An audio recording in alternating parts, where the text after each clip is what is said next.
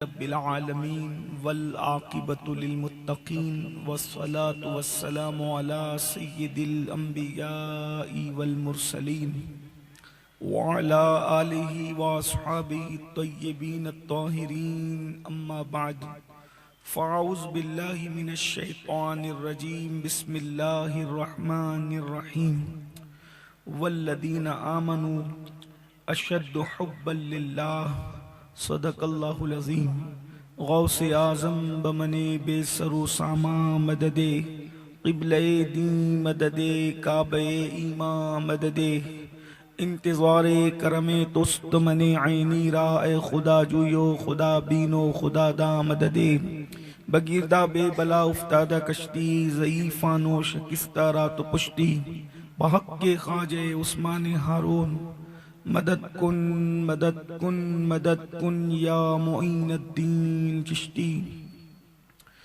انتہائی احترام و عقیدت کے ساتھ اپنے اور ساری کائنات کے مرکز عقیدت انیس بے کساں چارہ ساز درد مندہ ہم غریبوں کے غم گسار ہم فقیروں کی ثروت شہر یار ارم تاجدار حرم نوبہار شفاعت شب اسرا کے دولہا نوشے بزم جنت دانائے سبل مولائے کل ختم الرسل خسرو خوباں سیاح لامکاں وجہ کن فکاں در اللہ المکنون سر اللہ المخزون عالم ما کانا وما یکون آب و گل انبیاء جانو دل اصفیاء مطلع ہر سعادت مقطع ہر سیادت خلاصہ کائنات فخر موجودات حضور احمد مجتبی محمد مصطفیٰ ارواحنا فدا صلی اللہ تعالی علیہ وآلہ وصحبہ وبارک وسلم کی بارگاہ بے کس پناہ میں جس طریقے سے پڑھاؤں سب مل کر بلند آواز سے پڑھیں الصلاۃ والسلام علیک یا رسول اللہ، الصلاۃ والسلام علیک یا نبی اللہ، الصلاۃ والسلام علیک یا حبیب اللہ وعلی آلک واصحابک یا نور اللہ صلی اللہ تعالی علیہ وسلم۔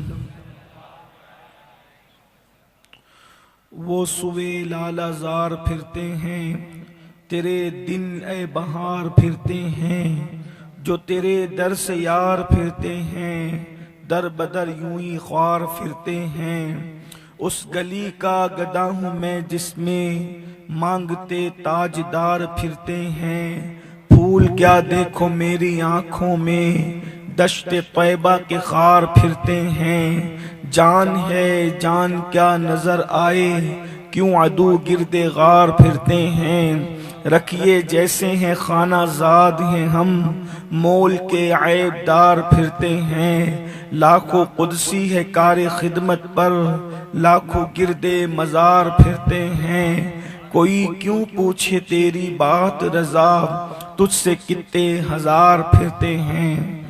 آج کی یہ محفل مدرسہ فیضان غریب نواز کے سالانہ اجلاس کے موقع پر جشن قدوۃ الاولیاء امام عشق و محبت میں مست الست مرشد عارف رومی حضرت امام شمس تبریزی رحمت اللہ علیہ کی بارگاہ میں خراج عقیدت پیش کرنے کے لیے انعقاد پذیر ہے۔ اللہ تبارک و تعالی اس محفل پاک کو اپنی بارگاہ میں قبول فرمائے۔ عام طور پر جس بزرگ کی شان میں آپ نے یہ محفل رکھی ہے بہت جلدی اس عنوان پر لوگ محفلیں نہیں رکھتے، حالانکہ حضرت شمس تبریز کو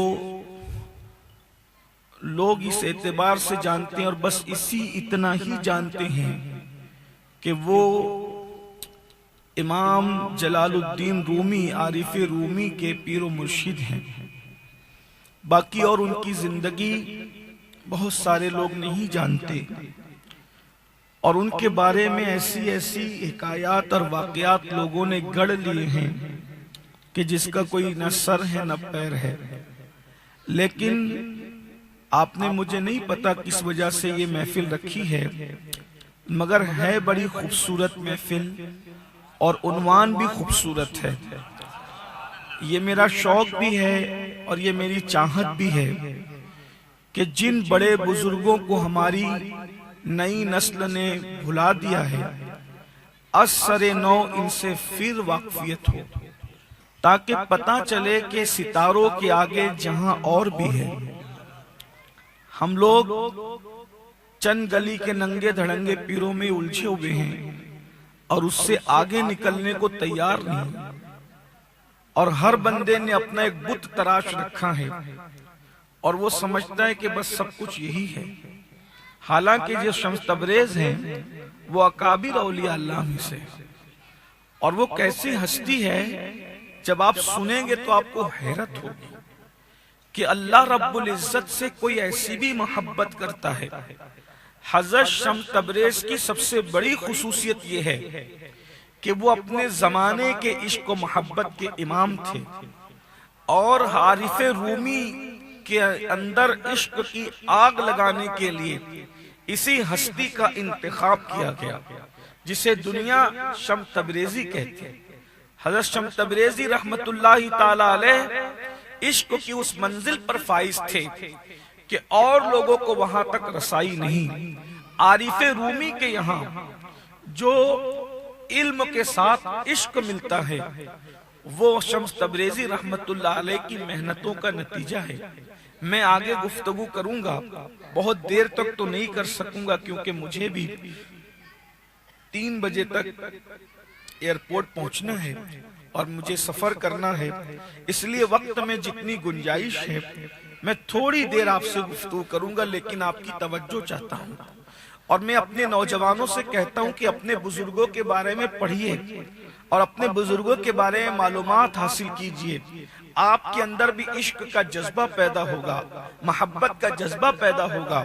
پہلے تو یہ بات یاد رکھیں، مومن کی جو نشانی ہے وہ اللہ تبارک و تعالیٰ کی سچی محبت ہے، اور صرف محبت نہیں بلکہ محبت میں شدت ہے. اللہ تبارک و تعالیٰ ارشاد فرماتا ہے والذین آمنوا اشد حبا للہ، کہ مومنوں کی علامت یہ ہے، مومنوں کی نشانی یہ ہے کہ جو مومن ہوتے ہیں وہ اللہ سے شدت سے محبت کرتے ہیں. ایک ہے محبت کہتے ہیں طبیعت کے میلان کو، محبت کہتے ہیں طبیعت کے مائل ہونے کو، اور پھر جب یہ محبت شدت اختیار کر جاتی ہے تو اس کو عشق کا نام دیا جاتا ہے.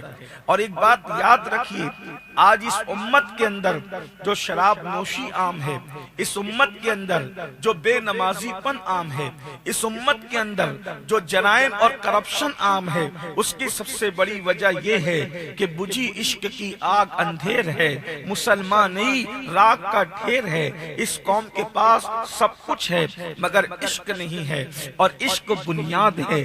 اس لیے کہ حب جو بنا ہے اس کا جو اصل ماخذ ہے وہ حبہ ہے، اور حب کہتے ہیں دانے کو. جس طریقے سے دانے کے بغیر کسی پودے کا وجود نہیں ہے، دانے کے بغیر کسی درخت کا وجود نہیں ہے، اور دانا ہی اصل ہوتا ہے. آپ کھیتوں میں اگر کوئی چیز فصل بوئیں گے تو پہلے دانا چاہیے. کیا دانے کے بغیر آپ کوئی فصل اگا سکتے ہیں؟ تو اسی طریقے سے حب، اللہ اکبر، اسی حب سے حب ہے، اور یعنی جس طریقے سے دانے کے بغیر کسی فصل کا تصور نہیں کیا جا سکتا، ویسے حب کے بغیر اللہ اکبر کسی چیز کا تصور نہیں کیا جا سکتا۔ حب جان ہے، یعنی محبت جان ہے۔ میرے امام نے بھی کہا تھا جان ہے عشق مصطفیٰ، روز فضو کرے خدا، جس کو ہو درد کا مزہ نازے دوا اٹھائے کیوں۔ محبت بڑی چیز ہے۔ اگر اس قوم کے پاس واقعی محبت رسول ہو، محبت خدا ہو، عشق رسول ہو، میں یقین کے ساتھ کہتا ہوں جس قوم کے پاس محبت رسول اور عشق رسول آ جائے، اس قوم کو نماز کی دعوت نہیں دینی پڑے گی، وہ خود بخود مسجدوں کے قریب ہو جائے گی۔ اس قوم کو شراب سے روکنا نہیں پڑے گا، وہ خود بخود شراب سے رک جائے گی۔ اس قوم کو افیئر اور ناجائز تعلقات کی نفرت دلانی نہیں پڑے گی، وہ ان ساری چیزوں سے خود ہی دور ہو جائے گی۔ اس لیے کہ ایک سینے میں دو دل تو نہیں، ایک سینے میں ایک ہی دل ہوتا ہے۔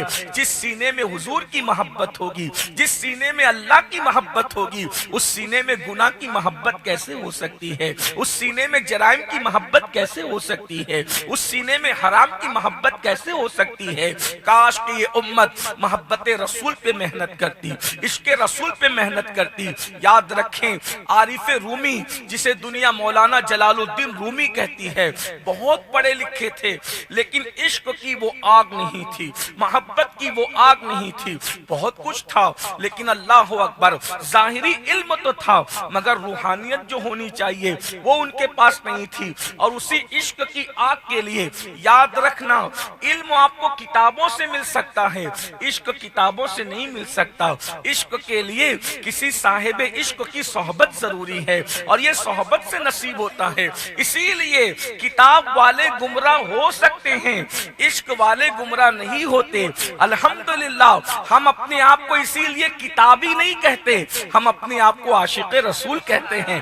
آج لوگ اپنے آپ کو کتابی کہہ رہے ہیں، ہم کتابی ہیں، ہم کتابی ہیں، ہم علمی ہیں۔ یاد رکھنا علم والوں کے گمراہ ہونے پر تو قرآن کی نص موجود ہے، یضل بہ کثیرا ویہدی بہ کثیرا۔ اسی کتاب کو پڑھ کر گمراہ ہو جائیں گے، اسی کتاب کو پڑھ کے ہدایت پائیں گے۔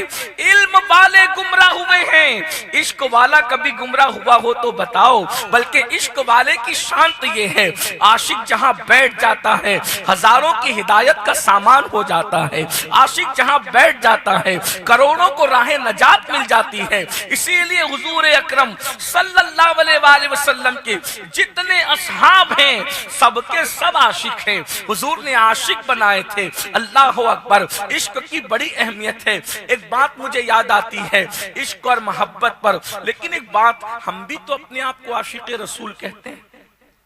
عاشق کہلانا اور ہے، عاشق بن جانا اور ہے۔ ایک مرتبہ حضرت عیسیٰ علیہ السلام ایک مقام سے تشریف لے جا رہے ہیں۔ آپ نے دیکھا کہ ایک نوجوان ہے جو درختوں کو، باغ کو پانی دے رہا ہے۔ ذرا اپنے آپ میں بھی چیک کرنا کہ واقعی ہم عاشق بھی ہیں۔ اس لیے کہ عشق کی بات ہم بہت بڑی بڑی باتیں کرتے ہیں، بہت آسان نہیں ہے عشق۔ عشق بہت آسان نہیں۔ ابھی آپ کو پتہ چلے گا تو آپ کو احساس ہوگا۔ اللہ کرے وقت میں برکت رہے کہ میں زیادہ سے زیادہ باتیں عرض کر سکوں، اور آپ بہت اچھے سے سن رہے ہیں، یہاں کے لوگ تو اچھے سے سنتے ہیں ماشاءاللہ۔ ہمت نگر والوں کی ہمت ہے اچھے سے سننا، اللہ آپ کو سلامت رکھے۔ حضرت عیسیٰ علیہ السلام سے جب اس کی ملاقات ہوئی تو اس نے کہا، اے عیسیٰ، اللہ سے دعا کیجئے کہ اللہ مجھے اپنی محبت دے دے، مجھے اللہ کی محبت مل جائے۔ حضرت عیسیٰ علیہ السلام نے کہا، کتنی محبت چاہتا ہے؟ اس نے کہا، مجھے بس اللہ کی ایک ذرہ محبت چاہیے۔ ذرہ کس کو کہتے ہیں؟ ذرہ سمجھتے ہیں نا؟ ذرہ، ذرہ برابر خدا کی محبت چاہیے۔ آپ نے فرمایا تو برداشت نہیں کر پائے گا ذرہ برابر محبت، یہاں تو عاشق بن بیٹھے۔ یہ ہنسنے کی بات نہیں، یہ تو مقام رونے کا۔ جب مرو گے اور جب موت کی نیند سو گے، اس وقت تو دل کی آنکھیں کھلے گی تو پتہ چلے گا کہ میں عاشق تھا کہ فاسق تھا۔ ہم اپنے آپ کو دھوکہ دے رہے ہیں. ذرہ محبت، اللہ کی مجھے ذرہ برابر محبت چاہیے. حضرت عیسیٰ علیہ السلام نے فرمایا تیرے بس کا نہیں ہے، تو ذرہ برابر محبت برداشت نہیں کر پائے. تو کہا اچھا آدھے ذرے جتنی محبت چاہیے. حضرت عیسیٰ کے ہاتھ اٹھ گئے. حضرت عیسیٰ علیہ السلام نے ہاتھ اٹھائے اور ہاتھ اٹھانے کے بعد دعا کی اللہ اس کو اپنی محبت کا آدھے ذرے برابر حصہ عطا فرما. نبی کی دعا تھی، لگ گئی. حضرت عیسیٰ علیہ السلام چلے گئے دعا دے کے. جب واپس آئے تو لوگوں سے پوچھا وہ جوان جو باغ کو پانی دیتا تھا کدھر گیا؟ کہا حضرت جس دن سے آپ گئے ہیں اس دن سے وہ دیوانہ ہو گیا اور دیوانگی میں اپنا آپ کھو دیا. نہ کپڑوں کی پرواہ، نہ بالوں کی پرواہ، نہ داڑھی کی پرواہ، نہ کھانے کی پرواہ، نہ پینے کی، سب سے بیگانہ ہو گیا ہے. کسی کہنے والے نے کہا تھا دو عالم سے کرتی ہے بیگانہ دل کو، عجب چیز ہے لذت آشنائی. جب یار کا پتہ مل جاتا ہے تو پھر انسان کسی سے پیار نہیں کرتا، وہ یار کی طرف دوڑتا ہے. اور میدانوں میں آتے ہیں وہ جنگلوں میں جاتا ہے، اور محفلیں تلاش کرتے ہیں وہ تنہائیاں تلاش کرتا ہے، اس لیے کہ اس کو خلوتوں میں جلوتوں کے مزے ملتے ہیں. دل میں ہو یاد تیری گوشے تنہائی ہو، پھر تو خلوت میں عجب انجمن آرائی ہو. آستانے پہ تیرے سر ہو اجل آئی ہو، اور اے جانے جہاں تو بھی تماشائی ہو. اللہ اکبر. تو آپ نے دعا کی اور پھر جب واپس لوٹے تو کہا اس کا آتا پتہ نہیں، وہ جنگلوں میں ہے. حضرت عیسیٰ علیہ السلام اس کو ڈھونڈ رہے ہیں اور دعا کرتے مولا اس سے ملا دے، ایک بار ملنا چاہتا ہوں. جب اس سے ملاقات ہوئی تو کیا دیکھا؟ ایک چھوٹے سے ٹیلے پہ کھڑا ہے اور عالم تحجر میں ہے، آسمان کی طرف نگاہ ہے اور حیرت سے کسی کو تک رہا ہے. حضرت عیسیٰ علیہ السلام نے اس کو سلام کیا، اس نے سلام کو نہیں سنا، نہ جواب دیا. حضرت عیسیٰ علیہ السلام نے اللہ سے عرض کی مولا یہ میرے سلام کا جواب نہیں دیتا. ارشاد ہوا عیسیٰ جس دن سے آپ کی دعا سے آدھے ذرہ برابر محبت اس کے دل میں پیدا کی ہے یہ سب سے بیگانہ ہو گیا. اب نہ یہ کسی کو سنتا ہے نہ سننا چاہتا ہے. اس کی کیفیت یہ ہے اگر اس کو آرے سے چیر دیا جائے اور اس کے ٹکڑے ٹکڑے کر دیا جائے تو بھی اس کو ہوش نہ رہے. اب میں آپ سے پوچھنا چاہتا ہوں جب آدھے ذرے برابر محبت کا یہ حال ہے، اب مجھے بتائیں، علماء سے پوچھئے، مفتی صاحب بیٹھے اور لوگ سادات بیٹھے ہیں، محبت سے بڑا درجہ ہے عشق کا. محبت آدھا ذرہ مل جائے تو مقام یہ ہو جاتا ہے جسے عشق ملے پھر اس کی کیفیت کیا ہوگی. اب میں آپ سے پوچھتا ہوں جو اپنے چہرے پر داڑھی کے چند بال نہیں بڑھا سکتے اللہ رسول کی محبت میں، وہ بھی عاشق رسول کہلانے کے حقدار ہیں. جو جوا کھیلنے سے توبہ نہیں کر سکتے وہ بھی عاشق رسول کہلانے کے حقدار ہیں. یہ نہیں کہہ رہا ہوں کہ آپ عاشق رسول نہیں ہو، آپ مجھ سے بہتر عاشق رسول ہو، لیکن ایک سوال پوچھنا چاہتا ہوں. اللہ اکبر. جسے آدھا ذرہ محبت کا حصہ مل جائے وہ حضرت عیسیٰ کی طرف توجہ نہیں کر پا رہا ہے. لڑکیوں کی طرف کیسے توجہ ہوتی ہے عاشقوں کی، ناجائز تعلقات کیسے قائم ہوتے ہیں عاشقوں کے. تو یاد رکھنا کہیں ایسا تو نہیں کہ عاشق کے نام پہ ہم فاسق بن رہے ہیں. یاد رکھیے یہ عشق آسان چیز نہیں ہے. جب یہ عشق غلاموں کو ملتا ہے تو غلام کعبے کی چھت پہ نظر آتا ہے. جب یہ عشق اللہ اکبر کسی کو نصیب ہو جاتا ہے جہاں فرشتوں کے پر تھکتے ہیں اس کے آگے آگے عاشق کی رسائی ہوتی ہے. یہ تو اپنا اپنا ہے حوصلہ، یہ تو اپنی اپنی اڑان ہے. کوئی تھک کے رہ گیا بام تک، کوئی کہکشاں سے گزر گیا. دیوان گانے عشق محمد کو دیکھ کر گھبرا گئی ہے. گردش دورہ کبھی کبھی گردن میں ہار ڈالے ہیں. ماہو نجوم نے گزرا ہے ان حدوں سے مسلمان کبھی کبھی. عارف رومی سے کسی نے پوچھا تھا، جلال الدین رومی سے کسی نے پوچھا تھا میں کیا بنوں کہ سب کچھ بن جاؤں گا؟ فرمایا عاشق بن جا تو سب کچھ بن جائے گا. اللہ اکبر. اب آئیے اسی عارف رومی کو ابھی عشق نصیب نہیں ہوا. اللہ اکبر. علم تو نصیب ہوا لیکن ابھی عشق نصیب نہیں ہوا. عارف رومی کی زندگی گزر رہی ہے، ابھی یہ عارف بھی نہیں بنے، ابھی یہ صرف عالم ہے. اللہ اکبر. اور آپ جانتے ہیں جلال الدین رومی کوئی معمولی آدمی نہیں ہے.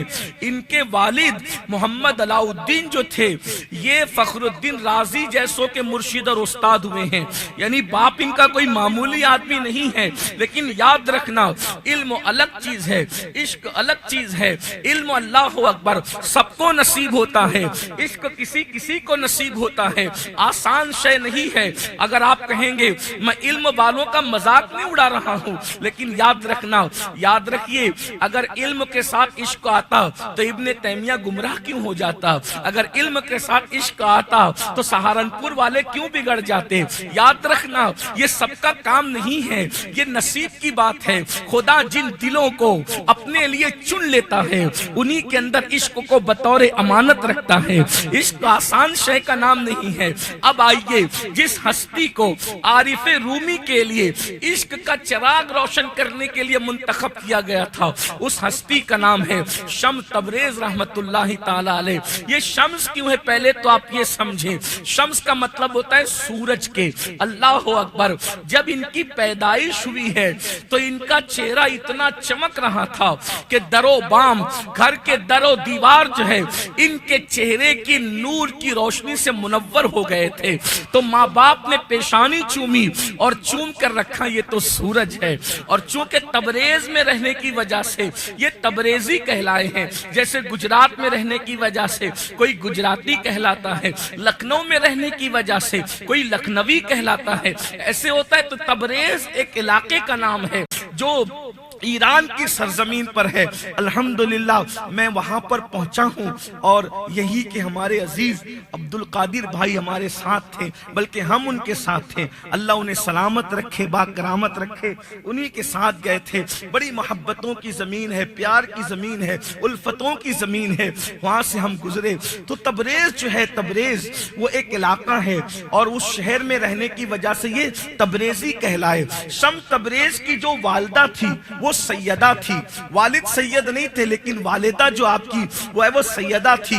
جب آپ کی ولادت ہوئی اور آپ کا نام شمس رکھا گیا تو اس وقت غیب سے ندا آئی، اے رسول اللہ کی شہزادی، اس لڑکے سے بہت بڑا کام لیا جائے گا، اس لیے اس کی نگہداشت کرنا، اس کی صحیح تربیت کرنا۔ آپ کو حیرت ہوگی، حضرت شمس تبریز کے پیر و مرشد حضرت بابا کمال الدین حجازی رحمت اللہ علیہ جب یہ حج کو تشریف لے گئے تو اس وقت خواب میں ایک نوجوان دکھایا گیا اور فرمایا کہ اس کو تمہیں تلاش کرنا ہے اور تلاش کر کے اس کی تربیت کرنا ہے، اس لیے کہ اس کے ذریعے سے کسی کی تربیت کی جائے گی، اور جب وہ تربیت پائے گا تو کائنات اس سے فیض پائے گی۔ ذرا غور تو فرمائیں، شخصیت سازی میں کس قدر بڑا کردار ہوتا ہے شخصیات کا، انسان سازی میں کتنا بڑا کردار ہوتا ہے انسانوں کا۔ ہائے ہائے، آج ہم سب طرف نکل گئے، محبت کی طرف توجہ نہیں، عشق کی طرف توجہ نہیں۔ دعا کرو اللہ ہمیں بھی عشق کے کچھ چھینٹے عطا فرمائے، عشق کے کچھ قطرے عطا فرمائے۔ جس دن عشق نصیب ہوگا اس دن پتہ چلے گا ہم کس قدر گمراہی کے دلدل میں پھنسے ہوئے تھے، ہم کس قدر فسق و فجور میں پھنسے ہوئے تھے۔ آج فجر میں اٹھنا ہمارے لیے دشوار ہے، جس دن عشق نصیب ہوگا اس دن کبھی تمہیں نیند نہیں آئے گی، راتوں کو جگو گے، راتوں کو اٹھو گے، لوگ سونے کی تمنا کریں گے کہ سو جاؤ، مگر آنکھ نہیں لگے گی، اس لیے کہ بزرگوں نے فرمایا جسے عشق ہوتا ہے سب سے پہلے اس کی نیند اڑ جاتی ہے۔ عاشقوں کی نیند اڑتی ہے اور ہماری نیند نہیں کھلتی ہے۔ ہم بھی عاشق رسول، اللہ کیا بات ہے، اللہ اللہ۔ حضرت بابا کمال الدین حجازی نے جب خواب دیکھا، حج سے لوٹے روضہ رسول پر پہنچے، اب ایک دھن ہے، اس جوان کو میں نے دیکھنا ہے، دیکھنا ہے، دیکھنا ہے۔ انہیں تو جوان نظر آیا تھا، لیکن جب ڈھونڈتے ڈھونڈتے تبریز پہنچے تو وہاں دیکھا کہ ایک 4-5 سال کا ننھا سا بچہ ہے۔ دیکھا رہے یہ تو وہی ہے جس کو ہے تو ننھی سی صورت، لیکن اس کو مجھے جوان بتایا گیا، اور جیسے ہی سینے سے لپٹایا تو حضرت شمس تبریز بھی اپنے مرشد سے لپٹ گئے، اور مرشد نے بھی ان کو لپٹا لیا، اور خوب کیف ملا۔ پھر مرشد نے تعلیم کا آغاز کیا۔ کیسے؟ فرمایا بیٹا شمس، میں میلاد کی محفل میں جا رہا ہوں، تم قرآن پڑھو، میرے آنے تک قرآن پڑھو۔ مرشد چلے گئے، ابھی مرید نہیں کیا، ابھی تعلیم کا سلسلہ جاری ہے۔ اچھا، شمس تبریز کو لوگ عجیب پاگل دیوانہ اور کیا کیا بنا کے پیش کرتے ہیں۔ حضرت شمس تبریز جلال الدین رومی سے بڑے عالم تھے، یہ بات آپ کو معلوم ہونا چاہیے، اس لیے کہ کچھ جاہل لوگ ہمارے درمیان ولیوں کو جاہل بنا کے پیش کرتے ہیں۔ قبرستانوں میں بھنگ پینے والے، چرس پینے والے، گانجا پینے والے، ہم انہی کو ولی سمجھتے ہیں۔ 10 انگلیوں میں انگوٹھی پہننے والے، اناپ شناپ اڑگم دڑگم باتیں کرنے والے، ہم انہی کو یہ سب ولی نہیں، یہ سب دھوکے باز لوگ ہیں۔ ہاتھوں میں کڑے پہننا، گلے میں جو ہے وہ اناپ شناپ جس قسم کی چیزیں پہننا، بالوں کو حد شرع سے زیادہ بڑھا لینا، یاد رکھیے جب تک کہ بندہ شریعت کا پابند نہ ہو اس وقت تک وہ ولی نہیں ہو سکتا۔ یہ جو کہا جاتا ہے نا کہ مولوی کی اور ولی کی کبھی نہیں بنتی، یہ جھوٹ ہے، یہ جھوٹ ہے۔ کبھی ایسا نہیں ہوا کہ عالم اور صوفی میں اختلاف ہوا۔ وجہ اس لیے کہ جو صوفی ہوتا ہے وہی عالم ہوتا ہے۔ یہ اور بات ہے کہ کچھ ایسے علماء ظاہر ہوئے ہیں ابن تیمیہ کی طرح جنہوں نے تصوف کی مخالفت کی ہے، مگر ہم انہیں پڑھا لکھا کہتے ہیں، عالم نہیں کہتے، اس لیے کہ ہمارے یہاں ہم نے 2 اصطلاحات ہمارے بزرگوں نے رکھی ہے، ایک پڑھا لکھا اور ایک عالم، اس لیے کہ ہر پڑھا لکھا عالم نہیں ہوتا، لیکن ہر عالم پڑھا لکھا ہوتا ہے۔ اور عالم کسے کہتے تو قرآن کہتا ہے انما یخشی اللہ من عبادہ العلماء، کہ اللہ کے بندوں میں علماء اللہ سے ڈرنے والے ہیں۔ جو اللہ سے ڈرے گا وہ لڑے گا کیوں؟ اللہ سے ڈرنے والوں کی نشانی کہ وہ لڑا نہیں کرتے، لڑتے تو اپنی ذات کے لیے کتے ہیں، عالم نہیں لڑا کرتے۔ میں چیلنج کر رہا ہوں، کیا کبھی غریب نواز یہ عالم ہے؟ کبھی ان کو آپ نے لڑتے پوری زندگی میں بتاؤ۔ غوث پاک عالم ہے؟ کبھی ان کو آپ نے کبھی لڑتے دیکھا ہو تو بتاؤ۔ امام بخاری عالم ہے؟ کبھی آپ نے ان کو لڑتے ہوئے دیکھا ہو تو بتاؤ۔ شمس تبریز عالم ہے؟ ان کو کبھی آپ نے لڑتے دیکھا؟ یہ آپ کو کبھی لڑتے بھی نہیں، اور جو لڑتا ہوا دکھے پڑھا لکھا تو ہے، عالم نہیں۔ اس لیے کہ جہاں علم ہوگا وہاں علم ہوگا، جہاں علم نہیں وہاں علم نہیں۔ ہم کہاں؟ مرشد کہتے ہیں شمس میں میلاد کی محفل میں جا رہا ہوں، تم نے قرآن پڑھنا ہے، سبق یاد کرنا میں آتا ہوں۔ اور مرشد جب واپس لوٹے، آدھی رات گزر چکی تھی، تو یہ مسجد میں بیٹھ کے قرآن پڑھ رہے تھے۔ پیر و مرشد نے جائزہ لینے کے لیے جھانکا روشن دان سے کیا چل رہا ہے، تو دیکھا چراغ بجھا ہوا ہے، اور شمس تبریز قرآن پڑھتے ہیں تو ان کے سینے سے نور نکل رہا ہے، اور نور سے پورا کمرہ روشن ہے۔ اور آپ کے سینے سے جو نور نکل رہا ہے وہ صرف کمرے کو روشن نہیں کر رہا ہے، چھت تک بھی روشن ہے، اور آسمانوں تک نور کی شعائیں جا رہی ہیں۔ حضرت شمس تبریز 6 سال کی عمر میں یہ کرامت پیر و مرشد نے دیکھا، تو دیکھنے کے بعد جب جیسے ہی آپ نے جو ہے دستک دی اور آپ کو احساس ہوا کہ کوئی آیا، فوراً وہ نور غائب ہو گیا۔ یہ حضرت شمس تبریز رحمت اللہ تعالی علیہ کا بچپن ہے۔ اور پھر پیر و مرشد نے بہت محنت کی آپ کے پیچھے، آپ کو عالم کے ساتھ عاشق بنایا۔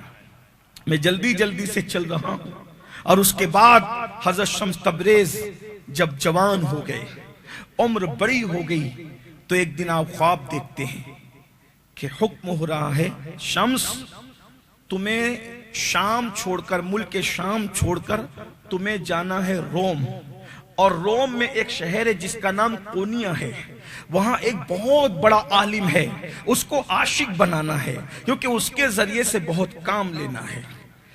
خواب سے بیدار ہوئے، پیر و مرشد کے پاس آئے، آنے کے بعد کہا حضرت میں نے خواب دیکھا ہے، ایک سفید ریش بزرگ ہے، خوبصورت سا چہرہ ہے، اور وہ کہتے ہیں کہ تمہیں روم جانا ہے، اور روم کا ایک شہر کونیا ہے وہاں جانا ہے، اور وہاں ایک عالم ہے جس کا نام محمد جلال الدین ہے، بہت بڑا عالم ہے، اس کو عاشق بنانا ہے۔ پیر مرشد نے کہا ابھی نہیں، تھوڑا انتظار کرو.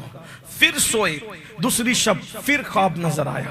ہم نے کہا نا تمہیں کہ تمہیں روم جانا ہے, کونیا جانا ہے, اور وہاں جا کر محمد جلال الدین عالم کو عاشق بنانا ہے, اس سے بہت کام لیا جائے گا. اس کے بعد پھر آئے مرشد کے پاس, کہا حضور حکم ہو رہا ہے. فرمایا اب اگر یہ خواب دکھے تو مجھے بتانا, پھر میں فیصلہ کروں گا کیا ہوگا. اور اس کے بعد پھر تیسری رات خواب آیا تو حضرت شمس تبریز کے پیر و مرشد جو حضور غوث اعظم کے مرید و خلیفہ تھے, حضرت شمس تبریز کے جو پیر و مرشد ہیں وہ حضرت غوث پاک کے مرید اور خلیفہ ہیں, بابا کمال الدین حجازی رحمت اللہ تعالی علیہ. آپ دیکھیں یہ کڑیاں کیسے جڑتی ہے عاشقوں سے, اللہ اکبر. یہ اسی طرح یعنی اس کا مطلب ہے شمس تبریز جو ہے وہ پوتے مرید ہے حضور غوث الاعظم دستگیر پیران پیر رضی اللہ تعالیٰ کے, اللہ اکبر. تو بابا کمال الدین نے جب 3 دن کے خواب کی داستان سنی, فرمایا جاؤ اب روم جاؤ, اللہ تمہاری ہماری ملاقات اب میدان محشر میں کرائے گا, تمہارا کام مکمل ہوا, اب تم نے ایک بہت بڑی مہم پر جانا ہے. اور تم نے یہ دیکھیے حضرت شمس تبریز کا ٹارگٹ پبلک کی اصلاح نہیں تھی, پبلک پہ محنت نہیں تھی, ایک ایسے بندے کو سدھار دو جس کی وجہ سے پوری دنیا تک عشق کا پیغام پہنچ جائے. یہ آپ کا ٹارگٹ تھا. جتنے اللہ والے تھے انسان سازی کے لیے آئے تھے, افراد سازی کے لیے آئے تھے, ان کی توجہ ہوتی تھی. حضرت شمس تبریز کو جب حکم ملا آپ روم جانے کے لیے تیاری کرتے ہیں, اس کے بعد روم کی سرزمین پر پہنچے, کونیا پہنچے. کونیا پہنچنے کے بعد آپ نے معلومات لی محمد جلال الدین کون ہے. تو محمد جلال الدین کے والد کا نام بھی محمد تھا. یہ اصل میں جلال الدین لقب ہے, آپ کا اصلی نام محمد ہے. آپ کے والد کو علاء الدین کہتے ہیں, ان کا اصلی نام بھی محمد ہے, یعنی یہ محمد ابن محمد ہے. ان کا نام بھی محمد, ان کے والد کا نام بھی محمد. عارف رومی بہت کر و فر تھا, 250 کتابیں اس وقت تک لکھ چکے تھے. آپ جب پہنچے کونیا تو کونیا پہنچنے کے بعد کہا یہ مولانا جلال الدین کون ہے. تو لوگ کہتے آپ جانتے ہیں انہیں کون ہے, وہ بہت بڑے عالم ہمارے امام ہے. جب وہ خطاب کرتے تو ہزاروں لوگ اس جلسے میں شریک ہوتے ہیں, اور جب وہ مسجد جاتے ہیں تو ہزاروں لوگ آگے پیچھے چلتے ہیں. حضرت عارف رومی کا بہت دبدبہ تھا, سکہ تھا, لیکن کیا تھے, ظاہری عالم تھے. ابھی تصوف, روحانیت, عشق کے اس منزل پہ نہیں تھے جو وہ آج ہیں. جب پہنچے کہ ملاقات کیسے ہوگی, کہ ایسے کوئی ان سے ملاقات نہیں کر سکتا. کر و فر جو تھا ایسے کوئی ملاقات نہیں کر سکتا. اور چونکہ مشن پر آئے تھے, ایک ہی مشن تھا, جلال الدین رومی, انہی کو پکڑ کر عاشق بنانا ہے. اب پہنچے ایک سرائے میں رکے. وہاں سرائے میں رکنے کے بعد رات دن کاغذ قلم لے کے بیٹھے رہتے تھے. آپ کا مزاج یہ تھا. کچھ لوگوں نے حضرت شمس تبریز کو مجذوب کی شکل میں پیش کیا ہے, لیکن حضرت شمس تبریز پر جذب کی کیفیت نہیں تھی اس وقت جب آپ روم پہنچے. یہ اور بات تھی, پھٹے پرانے کپڑے, فقیرانہ لباس, درویشانہ انداز, یہ ایک الگ چیز تھی. مجذوب اپنی حیثیت سے ایک الگ چیز ہے. میں مجذوبوں کا مخالف نہیں, مجاذب کی ہم قائل ہیں, ان کے غلام ہیں, ان سے فیض حاصل کرنے کی ہم بات کرتے ہیں. لیکن علماء موجود ہیں, عام طور پر مجاذب سے جلدی سے فیض نہیں ملتا, کیونکہ وہ اپنی دھن میں رہتے ہیں. اسی لیے میں اپنے نوجوانوں کو یہ نصیحت کرتا ہوں, اگر کسی مجذوب کے بارے میں سنو کہ وہ فلاں مجذوب ہیں, وہاں جانے سے پرہیز کرو. کیوں پرہیز کرو؟ ایک تو فیض ملنا نہیں ہے جلدی سے, اور خطرات بہت ہیں. مجذوب کیونکہ وہ اپنی دھن میں ہے. آج کل لوگ مجذوب کو ڈھونڈتے ہیں کہ چلو ہم ان کے ذریعے سے ہم بھی ولی بن جائیں گے. ایسا نہیں ہوتا بھائی.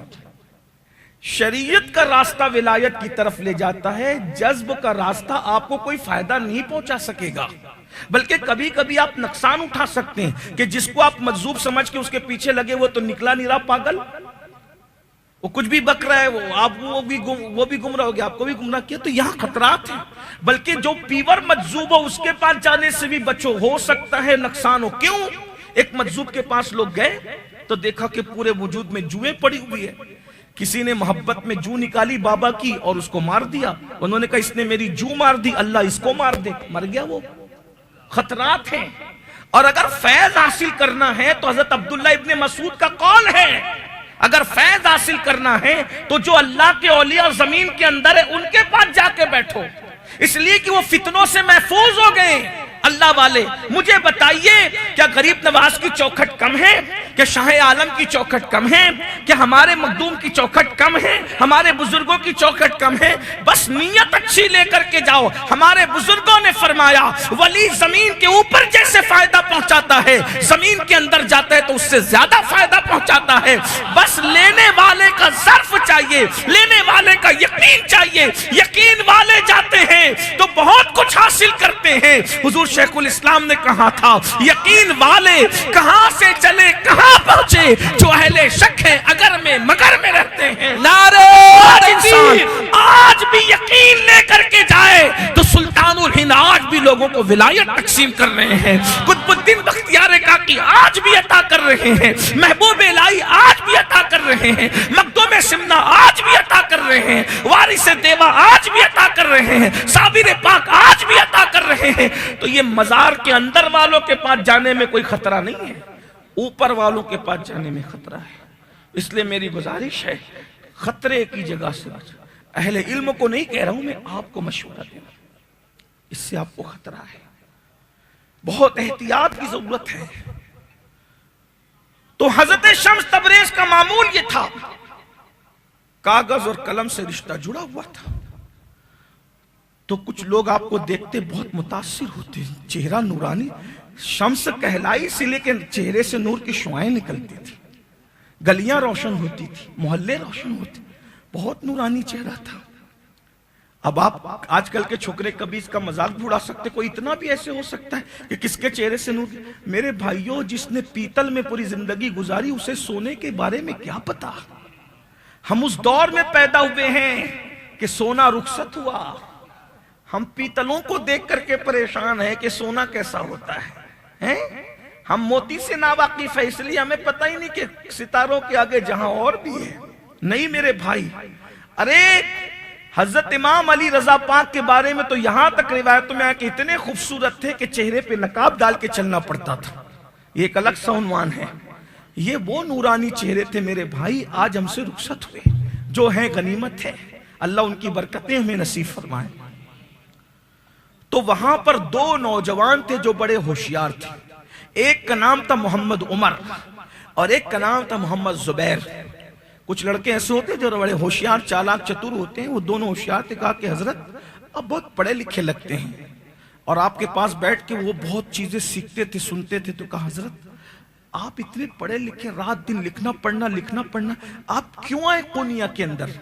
فرمایا کہ مجھے جلال الدین سے ملاقات کرنا ہے۔ حضرت ایک کام کرتے ہیں، یہاں پر قونیہ میں ایک چبوترا ہے جس کا نام ہے امرا کا چبوترا، یعنی جو بڑے لوگ ہوتے ہیں، بڑے بڑے لوگ اہل اللہ علماء، وہ وہاں آ کر بیٹھتے ہیں اور وہی جگہ پر سے خطاب ہوتا ہے۔ آپ وہاں چلیے، جو عمرہ کا چبوترا ہے وہاں چل کے بیٹھتے ہیں، ہو سکتا ہے جلال الدین وہیں ان کی نشست برخاست وہیں وہ یہیں وہیں آ کے بیٹھتے ہیں۔ آپ چلیے۔ حضرت شمس تبریز پہلی مرتبہ اس سرائے سے نکل کر عمرہ کے چبوترے پہ پہنچے، بھیڑ تھی، قونیہ والے جلال الدین کے سوا کسی کو چاہتے ہی نہیں تھے۔ پہلی مرتبہ جب ان کو دیکھا تو عمر اور زبیر نے اعلان کیا، قونیہ والوں یہ شمس تبریز ہیں، تبریز سے آئے ہوئے ایک اللہ والے ہیں، ان کا خطاب سنو۔ پہلی مرتبہ قونیہ کی سرزمین پر حضرت شمس تبریز کا خطاب ہوا۔ اس خطاب کو میں آپ کے سامنے رکھتا ہوں، ذرا دیکھیے کہ انداز خطابت کیا ہے۔ حضرت شمس تبریز نے جو پہلا خطاب قونیہ کی سرزمین پہ فرمایا، ارشاد فرماتے ہیں، لوگوں قرآن اللہ کی کتاب ہے، قرآن ام الکتاب ہے، قرآن میں ہر چیز کا بیان موجود ہے۔ آج تمہاری ذلت اور رسوائی کا سبب یہ ہے کہ تم نے قرآن کو چھوڑ دیا۔ جب کوئی قوم قرآن کو چھوڑ دیتی ہے وہ رسوا ہو جاتی ہے، وہ ذلیل ہو جاتی ہے، وہ ناکام ہو جاتی ہے۔ آپ سے پوچھنا چاہتا ہوں، کوئی مجذوب ایسی باتیں کرتا ہے؟ یہ حضرت شمس تبریز کا پہلا خطاب ہے، قونیہ کی سرزمین پر، اور آپ نے اہل قونیہ کو فرمایا مال کی محبت میں ڈوبنے والوں، کیا تم قرآن کی طرف نہیں آتے؟ قرآن کی طرف رجوع نہیں کرتے؟ ارے مال یہی رہ جائے گا، قرآن کی برکتیں قبر تک ساتھ جائے گی، قبر تک قرآن کی برکتیں ساتھ جائے گی۔ میرے بھائیوں، میں نے جب حضرت شمس تبریز کا یہ واعظ پڑھا، ان کا خطاب پڑھا، بڑا طویل ہے، میں چند اس کی جو ہے وہ اقتباسات پیش کر رہا ہوں، تو مجھے ایسا لگا کہ اس زمانے کے حالات اور آج کے حالات ایسا لگتا ہے جیسے یکساں ہیں۔ اس وقت کے لوگوں نے بھی مال و دولت کی محبت میں، دنیا کی محبت میں قرآن کو چھوڑ دیا تھا۔ ہائے میری قوم نے بھی آج قرآن چھوڑ دیا ہے۔ میں حضرت شمس تبریز کا وہ پورا خطاب وقت کی قلت کی نزاکت کی وجہ سے نہیں پڑھ سکتا، لیکن ایک جملہ کہہ کر آگے بڑھنا چاہتا ہوں۔ ہمت نگر اور گرد نواح سے آنے والوں، آپ نے ابھی تک تو یہ سنا ہے کہ قیامت کے دن رسول اللہ شفاعت کریں گے، آپ نے یہ سنا ہے، ہمارا ایمان ہے بے شک حضور شفاعت کریں گے، اور میرے آقا کی شان ہے شفاعتی لأہل الکبائر من امتی، کہ میری شفاعت میری امت کے بڑے گنہگاروں کے لیے ہے۔ لیکن ایک بات سن لو ہمت نگر والو، گرد نواح سے آنے والو، آپ نے ایک بات سنی ہے، دوسری بھی سن لو۔ حضور علیہ السلام جہاں خدا کی عدالت میں شفاعت کریں گے اور ان کی شفاعت قبول کی جائے گی، وہیں رسول اللہ شکایت بھی کریں گے۔ کس کی شکایت کریں گے؟ شفاعت کس کی کریں گے؟ اس کے بارے میں کوئی نامزد نہیں ہے، وہ جس کی چاہیں گے شفاعت کریں گے، اور جس کی شفاعت کریں گے وہ کامیاب ہوگا۔ میرے امام کہتے ہیں ایک میں کیا، میرے عیسیٰ کی حقیقت کتنی، مجھ سے 100 لاکھ کو کافی ہے اشارہ تیرا۔ جب ان کی شفاعت اللہ اکبر اوج پر ہوگی تو کہاں جا رہا ہے؟ کیا ہی ذوق افزا شفاعت ہے تمہاری، واہ واہ، قرض لیتی ہے گناہ پرہیزگاری، واہ واہ۔ لیکن میری بات دھیان سے سنو، حضور کی شفاعت پر ہمارا ایمان ہے، وہ ضرور شفاعت کریں گے، لیکن حضور شکایت بھی کریں گے۔ کس کی شکایت کریں گے؟ حدیث پاک میں آتا ہے جن لوگوں نے قرآن کو دنیا میں چھوڑ دیا، نہ جو قرآن پڑھتے ہیں، نہ قرآن سمجھتے ہیں، نہ قرآن پر عمل کرتے ہیں، اللہ کی عدالت میں شافعی یوم النشور کھڑے ہو کر کہیں گے مولا یہ میری قوم ہے جس نے قرآن کو چھوڑ دیا تھا۔ اب میں پوچھنا چاہتا ہوں، شفاعت کرنے والا جس قوم کی شکایت کرے وہ قوم کو کون وہ جنت میں لے جائے گا؟ بتاؤ تم نے قرآن چھوڑا نہیں؟ بتائیے تو صحیح، قرآن چھوڑا نہیں؟ اللہ اکبر، آج لوگ کتنا قرآن پڑھتے ہیں۔ یہ قرآن شریف کے ختم کی محفل ہے، یہاں ایک بات کہہ دوں، اللہ اکبر، روزانہ واٹس ایپ تو کھولا جاتا ہے، کیا روزانہ قرآن بھی کھولا جاتا ہے؟ روزانہ ٹی وی تو کھولا جاتا ہے، کیا روزانہ قرآن بھی کھولا جاتا ہے؟ روزانہ دکان کو ٹائم ہے، بیوی کو ٹائم ہے، بچوں کو ٹائم ہے، اللہ کی کتاب کے لیے کوئی ٹائم نہیں۔ آپ مجھے بتائیں، کوئی ایک ولی مجھے ایسا بتا دے جو قرآن نہ پڑھتا ہو، جس کی زندگی قرآن پڑھنے میں نہ گزری ہو۔ میرے بھائیوں، قرآن اللہ کی کتاب ہے، حدیث پاک کا مفہوم ہے، قرآن وہ رسی ہے جس کا ایک سرا اللہ کے ہاتھ میں ہے، اس کے دست قدرت میں ہے، دوسرا سرا جو اس کو پکڑ لیتا ہے اس کے ہاتھ میں ہے۔ قرآن تھامنے والا کبھی بھی ناکام نہیں ہوتا۔ کسی کہنے والے نے کہا تھا اللہ اکبر، کہاں ہے طریق مصطفیٰ کو چھوڑنا ہے وجہ بربادی، اسی سے قوم دنیا میں ہوئی بے اقتدار، اپنی ہمیں کرنی ہے شہنشاہ بطحہ کی رضا جوئی، وہ اپنے ہو گئے تو رحمت پروردگار اپنی، وہ زمانے میں معزز تھے مسلمان ہو کر، آج ہم کھار ہوئے تارک قرآن ہو کر۔ درس قرآن اگر ہم نے نہ بھلایا ہوتا، یہ زمانہ نہ زمانے نے دکھایا ہوتا۔ قرآن کی اہمیت کیا ہے؟ اللہ اکبر، اگر ٹیوشن پڑھانا ہو اچھے سے اچھا ٹیچر ڈھونڈتے ہیں، ہزاروں روپے خرچ کرتے ہیں، اور اگر قرآن پڑھانا ہو تو اللہ اکبر خالہ اماں کے پاس لگا دیتے ہیں، کسی بھی جاہل جٹ کے پاس لگا دیتے ہیں، نہ وہ قرآن صحیح پڑھ پاتا ہے نہ یہ قرآن صحیح پڑھ پاتا ہے۔ اپنے بچوں کو قرآن تو صحیح پڑھا لو تاکہ وہ قرآن کو سمجھ سکے۔ اور ایک بات بتاؤں، قرآن وہ زندہ کتاب ہے، زندہ کتاب۔ میرے بھائیوں، جس نے قرآن کو تھاما وہ کبھی رسوا نہیں ہوا۔ عرب کے بوریا نشین جو کیسر و کسرا کے تاجدار بنے تھے، کیسر و کسرا کے تاجدار بنے تھے، وہ قرآن کو تھامنے کی وجہ سے۔ اللہ اللہ کے رسول نے 23 سال کی قلیل مدت میں جو انقلاب پیدا کیا تھا وہ قرآن کی برکت سے پیدا کیا تھا. حضور قرآن پڑھتے رہے, انقلاب آتا رہا. حضور قرآن پڑھتے رہے, لوگوں کے دل فتح ہوتے رہے. میرے آقا فرماتے ہیں مدینہ قرآن سے فتح ہوا ہے. لوگ شہر تلوار سے فتح کرتے ہیں, ہم نے مدینہ کو قرآن سے فتح کیا ہے. اندازہ تو فرمائیں. اللہ اکبر. اور ایک بات بتاؤں, اللہ اللہ, جب پہلے کبھی رشتہ آتا تھا تو لوگ پوچھتے تھے لڑکی قرآن پڑھی ہے کہ نہیں, لڑکا قرآن پڑھا. اب تو کوئی پوچھتا ہی نہیں. قرآن کی اہمیت ختم ہو گئی. قرآن کے چاہنے والے کہاں رہے؟ ڈاکٹر اقبال نے کہا تھا جب کوئی مرنے والا مرتا ہے تو تم اس کے سرہانے قرآن پڑھتے ہو نا, سورہ یاسین کی تلاوت ہوتی ہے نا. کیوں؟ اللہ کے رسول کی حدیث ہے صلی اللہ علیہ وآلہ وسلم, جب کوئی مرنے والا مرے تو اس کے پاس بیٹھ کے قرآن پڑھو, سورہ یاسین, موت آسان ہوگی.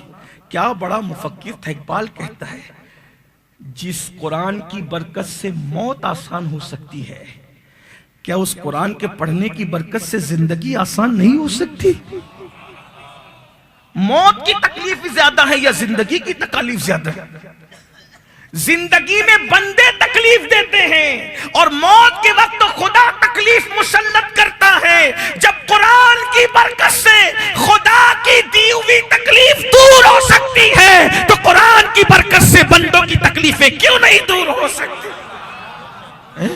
موت کے وقت تو تکلیف اللہ نے مسلط کیا ہے نا. اور پھر مرنے والا خود قرآن نہیں پڑھتا, اس کے پاس بیٹھ کر کوئی اور پڑھتا ہے. ارے تیرے پاس بیٹھ کے کوئی قرآن پڑھے تو تیری مشکلیں دور ہو جائے, تو خود قرآن پڑھے تو اللہ تیری مشکلیں دور کیوں نہیں فرمائے؟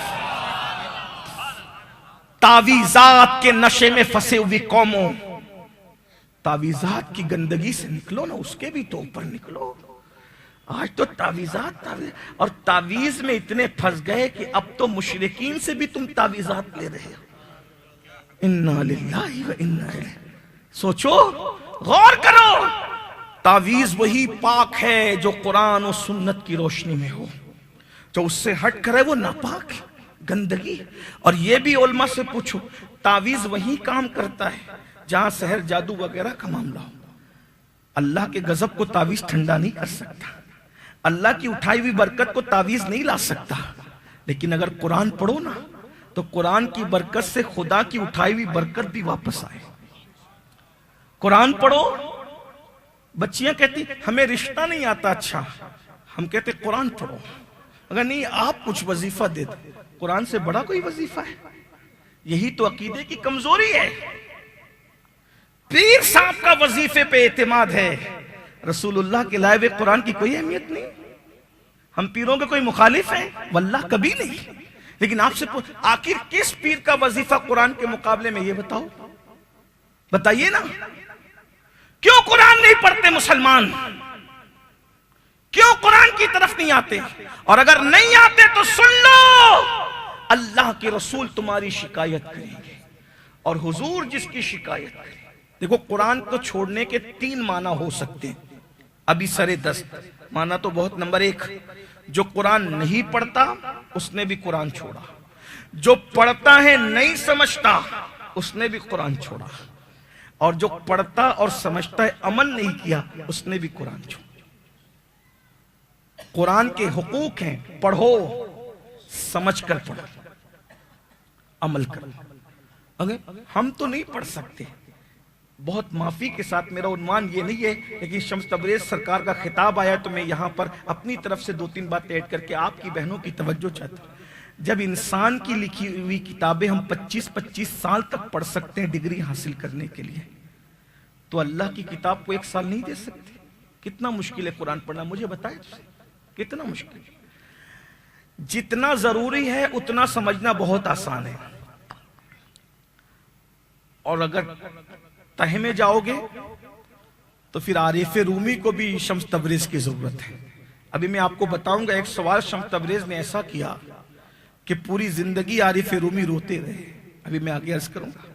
قرآن جتنا سیکھنا ہم پہ فرض ہے, اللہ نے اس کو آسان کیا, اور جو ڈیپ ہے اس کی, پھر تو فاروق اعظم بھی کہتے ہیں پتہ ہے کیا کہتے ہیں؟ صرف سورۃ البقرہ رسول اللہ نے مجھے 12 سال میں پڑھائی. کتنے سال میں؟ کس کو؟ پڑھنے والے عمر، پڑھانے والے حضور. 12 سال میں کیا کیا نہیں پڑھایا ہوگا اور انہوں نے کیا کیا نہیں پڑھا. 12 سال میں سورہ بقرہ پڑھی ہے. جب ڈیپ پڑھاتے ہیں تو یوں پڑھاتے ہیں، اور اگر یوں ہی پڑھا دے تو سبحان اللہ، نظر مل جائے تو بھی پڑھا دیتے ہیں. اور اگر قرآن کی ایک بات آئی ہے تو اور سن لیں. رسول اللہ کے شاگرد ہیں حبر الامہ، فقیہ الامہ حضرت عبداللہ ابن عباس رضی اللہ تعالی. ابن عباس ڈائریکٹ حضور کے شاگرد ہیں، اور حضور نے دعا کی اللہم یفقہہ فی الدین، اللہ اس کو دین کی سمجھ عطا فرما. اور قرآن حضور نے خود پڑھایا. ایک دن حضرت عبداللہ ابن عباس کو مولا علی کہتے ہیں، اے عباس کے بیٹے، اگر قرآن کے راز سیکھنا ہے تو قبرستان میں عشاء کی نماز کے بعد آ جانا، میں قرآن کے راز بتاؤں گا. ابن عباس گئے. عشاء کی نماز کے بعد سے لے کر مولا علی اور حضرت ابن عباس دونوں اکیلے ہیں، قبرستان ہے. ٹاپک کیا ہے؟ عنوان کیا ہے؟ عقلیں چکرا جائے. عنوان ہے با کا مطلب. با سمجھتے ہو؟ جس کو آپ بے کہتے ہو نا، با، علی با. با کا مطلب عشاء کے بعد سے فجر تک با کیا ہے؟ با کا مطلب بیان کرتے رہے. جب اذان ہو گئی فجر کی تو ابن عباس کے کندھے پہ ہاتھ مارے، کہا او عباس کے بیٹے جا، جتنا بیان کیا وہ تھوڑا ہے، جو رہ گیا بہت زیادہ ہے، جا، وقت ختم ہو گیا. سننے والا ابن عباس ہو، بیان کرنے والے مولا علی ہو، تو با کا یوں مطلب بیان ہوتا ہے. فرماتے ہیں اگر میں با کا مطلب، بلکہ با تو با کے نیچے جو نقطہ ہے، اگر اس کا مطلب نکلنے لگوں تو اتنی کتابیں لکھوں کہ 70 اونٹ اس پر لادے جائیں. وہ کتابیں 70 اونٹوں پہ لادی جائے. اب میں تم سے پوچھنا چاہتا ہوں، جب باب مدینۃ العلم کا یہ عالم ہے تو شہر علم مصطفیٰ جان رحمت کے علوم کا عالم کیا ہوگا؟ قرآن بغیر کنارے کا سمندر ہے.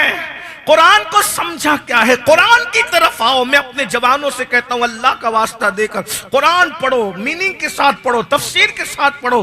دیکھو قرآن، بلکہ امام عبدالوہاب شعرانی فرماتے ہیں جب تم کثرت سے قرآن پڑھتے ہو تو قرآن سے تمہاری دوستی ہو جاتی ہے، پھر قرآن تم سے خود باتیں کرتا ہے اور قرآن کے حروف بتاتے ہیں کہ میرا مطلب کیا ہے. قرآن خود کہتا ہے میرا مطلب کیا ہے، لیکن یہ کس کو بتاتے ہیں؟ جو قرآن کے اندر ڈوب جاتا ہے. میرے بھائیو آؤ قرآن کو تھام لو ورنہ حضور شکایت کریں گے. اللہ اکبر. تو شمس تبریز نے تقریر کی. حضرت مولانا روم آئے اور پیچھے ہی خاموشی سے بیٹھ گئے. پوری تقریر سنی. ابھی آگے بہت نکات ہے اس میں لیکن اس کا ٹائم نہیں. پوری تقریر سنی. تقریر کے بعد بہترین لباس ہے، قیمتی لباس ہے، کر و فر ہے، بہت ٹھاٹ باٹ. علم آتا ہے تو ٹھاٹ باٹ تو آتا ہے. خدا جب حسن دیتا ہے نزاکت آئی جاتی ہے. ٹھاٹ باٹ تھا. دونوں سے ملاقات. آپ کون ہیں؟ اس لیے کہ میں واللہ کسی کو طنز نہیں کر رہا ہوں، میں اپنی بات کر رہا ہوں. طنز کر کے تقریر کرنے کو میں حرام سمجھتا ہوں. نہ کرنا ہے.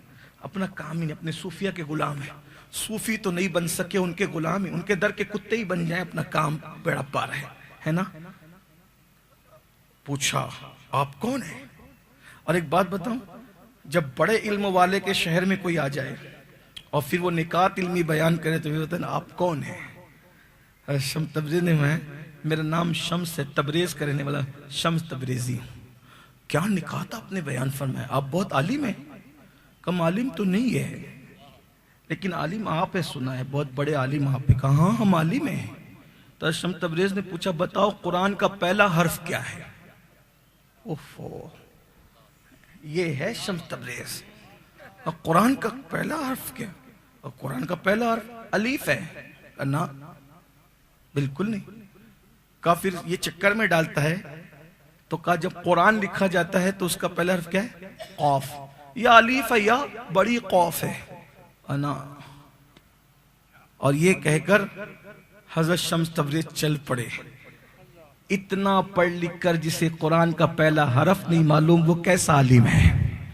حضرت عارف رومی پیچھے پیچھے. اب بتا کے تو جاؤ. ایسے تھوڑی بتاتے ہیں. کبیر کیسے بتاؤ گے؟ کہ اس کے لیے ایک شرط ہے. کیا آپ کو ایک شراب کی بوتل خرید کے لانا ہے. ان چیزوں کو لوگ دلیل بناتے ہیں لیکن آدھی ادھوری بیان کرتے ہیں. عارف رومی کو کہا مولانا آپ کو شراب کی بوتل خرید کے لانا ہے. اچھا تب بتائیں گے, بہت بتائیں گے, آئے ہی آپ کو بتانے, آپ صرف آپ کے لیے آئے ہیں لیکن ہمارا کام کرنا پڑے گا. اچھا عارف رومی تھے. علم کا شوق کیا تھا, جب پتا چلا کہ یہ چیز مجھے نہیں معلوم ہے, کہ اچھا میری بہت عزت ہے کونیا کے اندر, لا تو دوں گا, تھوڑا وقت دے. اچھا ٹھیک ہے. عارف رومی نے سوچا کدھر سے لاؤں, کبھی شراب کی دکان بھی نہ دیکھی تھی. کیا کام عارف رومی کو, کبھی شراب کی دکان نہ دیکھی تھی. سوچا ادھر جاؤں گا تو مسلمانوں کی بستی ہے, پکڑے جائیں گے, ادھر جائیں گے تو ایک محلہ پورا عیسائیوں کا ہے, وہاں سے لاتے ہیں. کچھ نہیں پوچھا کیوں کیا کچھ, مجھے قرآن کا پہلا حرف پتہ چل جائے بات ختم. علم ہے نا اس کے پاس, سیکھ تو نہیں کچھ. مسلمانوں کا محلہ چھوڑ کے چھپ کے چھپاتے ڈاٹا, اس کو کیا ڈاٹا باندھنا کہتے ہیں, آپ کیا کہتے ہیں نہیں پتا, اس کو ڈاٹا باندھنا کہتے ہیں. منہ چھپایا ایسے اور عیسائیوں کے محلے میں گئے, شراب کی بوتل لی اور چادر میں چھپائی, آ رہے تھے. اب کسی کے محلے میں کوئی منہ چھپا کے دن دھاڑے پھرے تو شک تو ہوگا کہ کون ہے. عارف رومی کوئی چھوٹی موٹی آدمی نہیں, جیسے مسلمان جانتے, عیسائی جانتے, یہودی جانتے, پورا کنیا جانتا ہے. وہ کہا یہ منہ چھپا کے دن میں کون جا رہا ہے بھائی, اب منہ سے کپڑا ہٹایا, کہا عارف رومی, مولانا رومی جلال الدین, اور تم کیوں منہ چھپا کے پھر رہے ہو. شور ہوا تو 2 سے 4, 4 سے 6, 6 سے 8, پورا کنیا جمع ہو گیا. وہ ہو کیا رہا ہے, ہم نے اس کو شراب کی بوتل سے, شراب کی دکان سے بوتل خریدتے دیکھا ہے. لوگ وہ جو ہزاروں آگے پیچھے چلتے تھے اور پورا ہزاروں کا مجمع رہتا تھا, اور اسی نے عارف رومی کو مست کر رکھا تھا. پورا کنیا گالیاں دے رہا ہے, بدبخت ہے, عالم ہے, کتنا جاہل ہے یہ, جو جس کو کہنا تھا گالی گلوچ کیا, اور لوگ مار پیٹ کے لیے دوڑے. یہ ہے قوم, اس کو کہتے ہیں قوم. انہی کے چکر میں خدا کو بھولے ہو نا. عارف رومی کو گالیاں دی جا رہی ہے, پتھر مارے جا رہے ہیں. ایسے میں شمس تبریز آئے, ہٹو ہٹو ہٹو, کیا ہو رہا ہے, کیا ہو رہا ہے, کیا دیکھو یہ ہمارا برسوں اس کے پیچھے بیوقوف بنے, کس کو کیا نہیں سمجھتے تھے, یہ کیا حال ہو گیا اس کا, دیکھیے شراب خرید رہا ہے, شراب پیتا ہے. ارے خریدا ہے تو کوئی ضروری پیتا ہے. حضرت شمس تبریز نے کہا شراب خریدا ہے, کوئی عالم شراب کیسے خرید سکتا ہے, کدھر ہے, کہ اس نے بوتل اپنے جو ہے وہ چادر میں چھپا رکھی ہے. بولے مولانا نکالو ذرا بوتل. بوتل نکالی تو دودھ بھرا ہوا تھا. حضرت شمس تبریز نے کہا یہ کیا ہے, دیکھو ظالموں جھوٹ بولتے ہو, ایک عالم پہ الزام لگاتے ہو, یہ دودھ بھرا ہوا, اس میں کس نے کہا شراب ہے. لوگ ایک دوسرے کا منہ دیکھا, کس نے کہا, کس نے کہا, کس نے کہا. جس نے تو فتنہ کرنا تھا کر دیا, وہ ملتا کب ہے. جیسے یوٹیوب پہ فتنہ کرنے والا کبھی نہیں ملتا, ویسے وہ فتنہ کرنے والا کب مل سکتا تھا. آپ کبھی تو یہ یاد ہے نا, کوئی گھر میں بیٹھ کے چھوٹی سی پوری چھوڑ دے, فلاں عالم نے ایسا کیا, پوری قوم اس کے خلاف, اور دیکھو تو صحیح کس چور نے یہ کیا ہے, اپنا بھی ہے یا نہیں, دوست ہے بھی یا نہیں. ارے جس نے ڈالا ہے ضروری ہے کہ وہ دوست بھی ہو, وہ خیر خواہ بھی ہو. میرے بھائیوں, آج اسلام کے بے شمار جھگڑے مسلمانوں کے صرف یوٹیوب کی وہ کمرے کی شرارت کی چھوٹی سی کلپ پر اٹھ رہے ہیں. مسلمان کسی پہ اعتماد کرنے تھے, یہ جھگڑا, یہ جھگڑا, یہ جھگڑا, یہ. بہرحال کس نے کہا, کس نے کہا, کس نے کہا. اب سب شرمندہ تھے. مولانا روم کے قدم پر مولانا نے کہا چلو, چلے سب یہاں سے چلے جاؤ, بالکل چلے جاؤ یہاں سے سب. حضرت شمس تبریز نے دامن میں چھپایا, چلو. عارف رومی کی آنکھوں میں آنسو تھے, کیونکہ کبھی گالی نہیں سنی تھی, کبھی ذلت نہیں دیکھی تھی, کبھی رسوائی نہیں دیکھی تھی, ہمیشہ ہزاروں کا کر و فر کا مجمع تھا. شمس تبریز کے قدم پکڑے, پھنسایا پھر بچایا. کیا راز ہے, تمہیں نے بھیجا تھا نا. کہا پھنسانے کے لیے نہیں, بچانے کے لیے بھیجا تھا. یہ جو خدا کو بھول کے یہ پبلک کے نعرے وانے کے چکر میں تھے نا اتنے دنوں سے, میں تمہیں بتانا چاہتا تھا کہ یہ کچھ بھی نہیں, یہ سب دھوکے باز لوگ ہیں. ان کے نعروں میں, ان کے آگے پیچھے چلنے کے چکر میں تم اللہ کو بھول بیٹھے تھے. دیکھ لو, یہ ایک ایسی چیز جس کا تمہارا کوئی تعلق بھی نہیں, اتنی چھوٹی سی چیز نے تم سے ان کو بیگانہ کر دیا اور تم ان سے دل لگائے تھے. اسی پبلک پہ اتراتے تھے نا, گھمنڈ کرتے تھے نا کہ یہ ہمارے آگے پیچھے چلتے ہیں. یہی نشہ اتارنے کے لیے میں نے بتایا تھا کہ یہ اپنے نہیں ہے. آج ہم لوگ بھی چند لوگ ہاتھ چومنے والے ہو جائیں, سینہ پھولتا ہمارے ہاتھ, او میرے بھیا کوئی کچھ نہیں ہے. یہ قوم پیار کرتی ہے, میں ان کو یہ نہیں کہہ رہا ہوں, یہ پیار کرتی, لیکن ان کے پیار میں تم کیوں گھمنڈ کرتے ہو؟ بلکہ اس لیے خدا کا شکر اندر ہی اندر ادا کیا کرو, اے اللہ تو نے میرے پہ پردے ڈال رکھے اس لیے لوگ میرے ہاتھ چومتے, ورنہ میرے ہاتھ اس قابل تھے کہ کوئی چوما کرے. یہ پبلک کی محبت کچھ لوگوں کو گھمنڈی بناتی ہے, اور پبلک کے چکر میں لوگ اللہ کو بھول جاتے ہیں.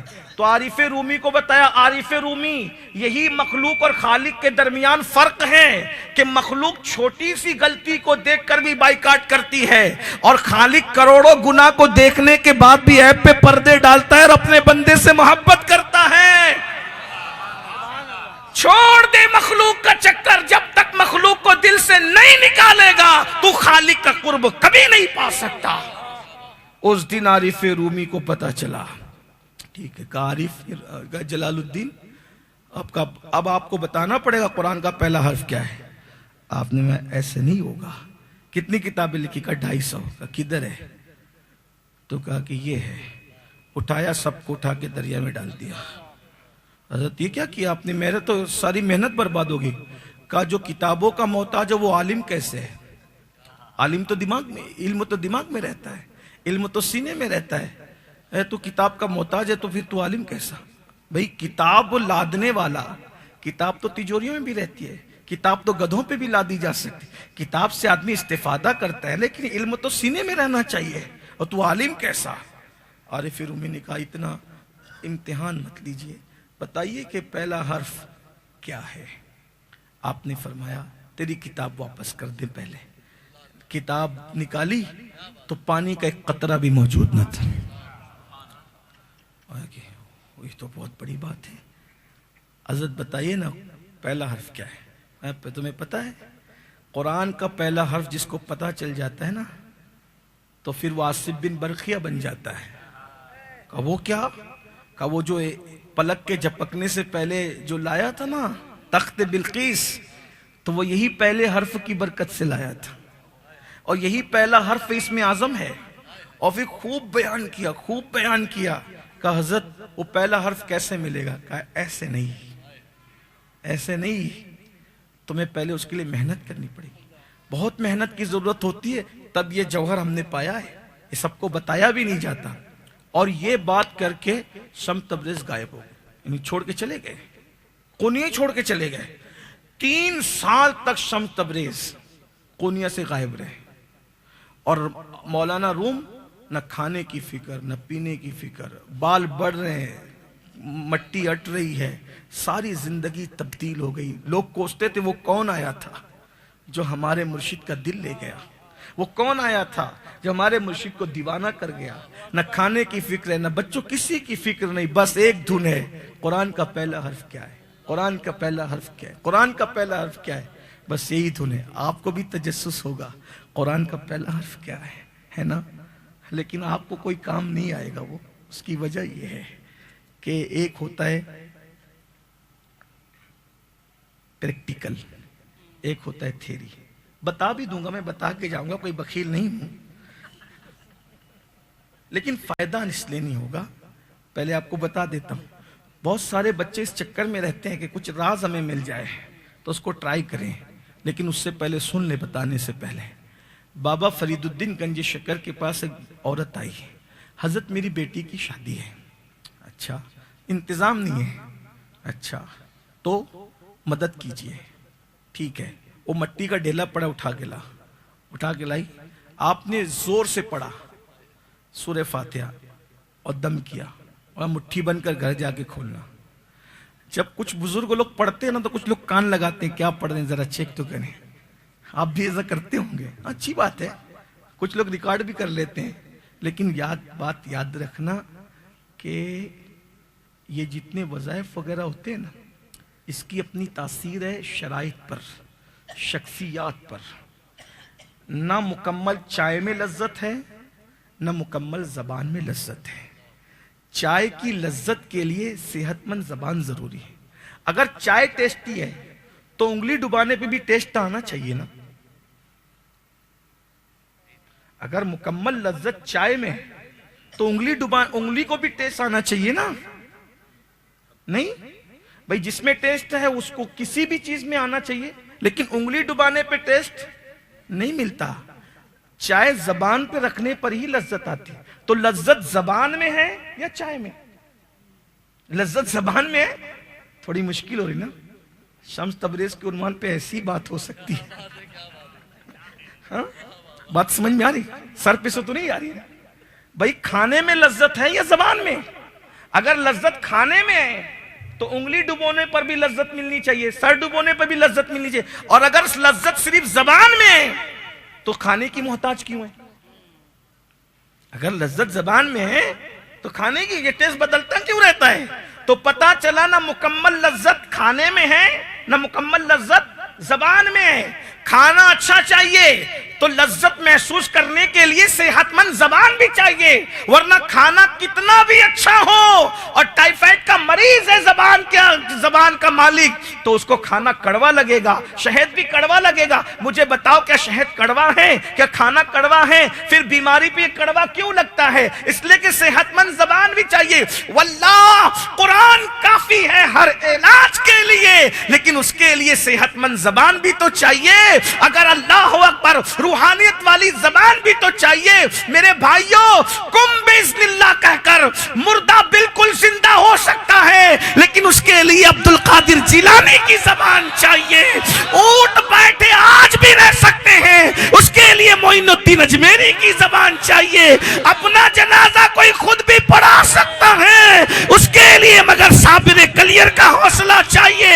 تو میرے بھائیوں، زبان غیبت کرتی رہے گی، زبان حرام کھاتی رہے گی۔ ٹائیفائڈ کے مریض کی زبان جیسے شہد کی لذت کو محسوس نہیں کر سکتی، غیبت والی زبان قرآن پہ کیا اثر دکھائے گی، دعاؤں پہ کیا اثر دکھائے گی؟ حرام کھانے والی زبان، حسد رکھنے والی زبان، بغض رکھنے والی زبان، تکبر رکھنے والی زبان، گالیاں دینے والی زبان نے آخر کون سا اثر دکھانا ہے؟ بابا فرید الدین گنج شکر نے بلند آواز سے سورہ فاتحہ پڑھا، کہا مٹھی بن کر گھر، جیسی مٹھی کھولی وہ پوری مٹی کا ڈھیلا سونے کا ہو گیا۔ انسان تو لالچی ہے۔ بابا صاحب تمہیں کروڑوں سلام ہو، کیا نسخہ بتایا۔ اب شادی کی تیاری کرنے کی بجائے مٹی لا کے پورا گھر بھر دیا اور پوری رات سورہ فاتحہ پڑھ پڑھ کے پھونکتی رہی، لیکن وہ مٹی کے مٹی رہی۔ صبح کو آئی، بابا صاحب کیا ہمیں قرآن پڑھنے کا حق نہیں؟ کہا بالکل ہے۔ کہا آپ پڑھتے ہیں تو سونا، ہم پڑھے تو مٹی۔ فرمایا فرید جیسی زبان بھی تو لا، فرید جیسی۔ آج کل لوگ یوٹیوب پہ دیکھ کر کے وظیفے کر رہے ہیں، اور پاگل ہو جاؤ گے، ہنسنے کی بات نہیں ہے۔ یوٹیوب پر کوئی وظیفے سیکھتا ہے؟ یوٹیوب پہ کوئی وظیفے کا کورس کرتا ہے؟ نہیں، یہ ساری چیزیں اللہ والوں کی صحبت میں کی جاتی ہیں۔ یہ سب تماشا بنا دیا آپ نے۔ یوٹیوب ہے میرے بھائی، پریشان مت ہوئیے۔ اور آپ کو کہتا ہوں، ہمارے بزرگوں نے تو کچھ آسان چیزیں اتنی دے دی، کوئی بھی کرے سب کا۔ ماسٹر کی 3 چیزیں ماسٹر کی، وہ میں دے کے جاتا ہوں، کوئی حضور نے دیا ہے، اس کے لیے کوئی اجازت کی ضرورت نہیں، کچھ نہیں۔ پابندی کے ساتھ نماز پڑھو، پہلی چیز۔ یہ جو 3 چیزیں ماسٹر کی نا، اس کے لیے یہ شرط ہے پہلی، پابندی کے ساتھ نماز پڑھو، حلال روزی کھاؤ، ٹھیک ہے؟ یہ شرط ہے۔ ابھی وہ 3 چیزیں بعد میں آ رہی، پہلے اس سے پہلے یہ شرطیں ہیں۔ نماز پابندی سے پڑھو، حلال کھاؤ، ٹھیک؟ 2 چیزیں۔ دل کو بغض، حسد، کینے، تکبر، گھمنڈ سے پاک کر لو، یہ 3 کام کرو۔ اس کے بعد کثرت سے درود شریف پڑھو، کثرت سے استغفار کرو، اور اللہ کے اسم مبارکہ کا ذکر کرو۔ جاؤ، جس کے سر پہ ہاتھ رکھو گے اس کی تقدیر بدل جائے گی۔ تمہارا اپنا کام تو بہت کچھ ہو جائے گا، لیکن جس کے سر پہ تم ہاتھ رکھ دو گے، خدا کی عزت کی قسم، کوئی سبز باغ نہیں دکھا رہا ہوں میں، قرآن حدیث سے اس پہ دلیل رکھتا ہوں، آپ جس کے سر پہ ہاتھ رکھ دے اس کی تقدیر۔ لیکن اس سے یہ 3 کام کرنے سے پہلے 3 کام کرنے پڑیں گے۔ نماز کی پابندی، حرام سے پیٹ کو بچانا، اور دل کو بغض حسد کینے، بس دیکھ لیجئے، پھر اس کی برکات دیکھ لیجئے. آپ کو چند دنوں کے اندر خود اپنے اندر تبدیلی آئے گی. راتوں میں تنہائیوں میں ایسا لگے گا کہ جلوتوں کے مناظر ہے، حجابات اٹھنے لگیں گے، چہرے کا رنگ بدلنے لگے گا، آنکھوں کی کیفیت بدل کر کے تو دیکھیے. لیکن بہت آسان نہیں ہے، اگر کرنے والے کے لیے بہت کچھ آسان ہے. لیکن بہرحال تو عارف رومی کہتے ہیں وہ پہلا حرف بتائیے، تو آپ کہتے ہیں نکل گئے. 3 سال تک نہیں آئے واپس قونیہ میں. دیوانگی ہے، ایک دیوان. 3 سال کے بعد جب آئے حضرت شمس تبریز تو جنگل میں ملاقات، لپٹ گئے، روتے ہیں. حضور آپ کہاں چلے گئے تھے چھوڑ کے؟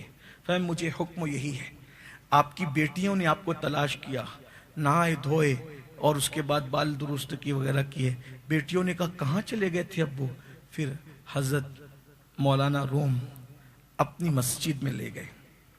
مسجد میں لے جانے کے بعد کہا آج میرے مرشد حضرت شمس تبریز کا خطاب ہوگا، اور خطاب میں وہ بتائیں گے کہ قرآن کا پہلا حرف کیا ہے.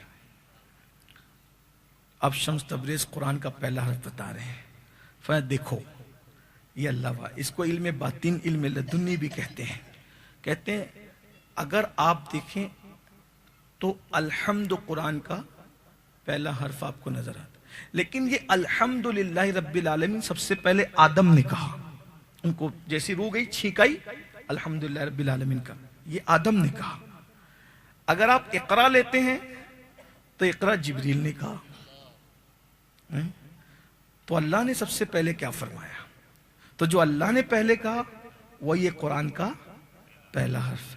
جب اللہ نے کائنات بنانا چاہا، جب اللہ نے کائنات کو بنانا چاہا تو اس نے کہا کن، اس لیے کہ اقرا جبریل کا کہا ہوا ہے اور الحمدللہ آدم کا کہا ہوا ہے. تو اللہ نے کہا کن، تو قرآن کا فیکن، ہو جا، ہو گیا. تو قرآن کا سب سے پہلا جو اصل حرف و صوفیہ کے نزدیک ہے وہ کاف ہے. اور پھر اس کاف کی جو تشریح کی ہے عارف رومی کہتے ہیں صد کتابو صد ورق درنار کن.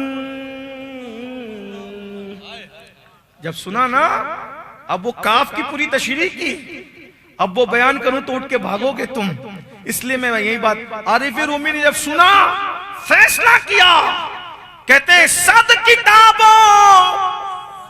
ان کی طرح میری آواز نہیں ہے لیکن مثنوی ہمارے بزرگ ایسے ہی پڑھتے ہیں. سن لیجئے چند شعر مثنوی کے. جب عارف رومی سنا کاف پہلا حرف ہے اور کاف کی تشریح بیان کی شمس تبریز نے، تو کہتے ہیں صد کتابوں صد ورق درنار کن دل بدست جانب دلدار کن. مولوی ہرگز نشد مولا روم تا غلام شمس تبریزی نشد. السلام علیکم.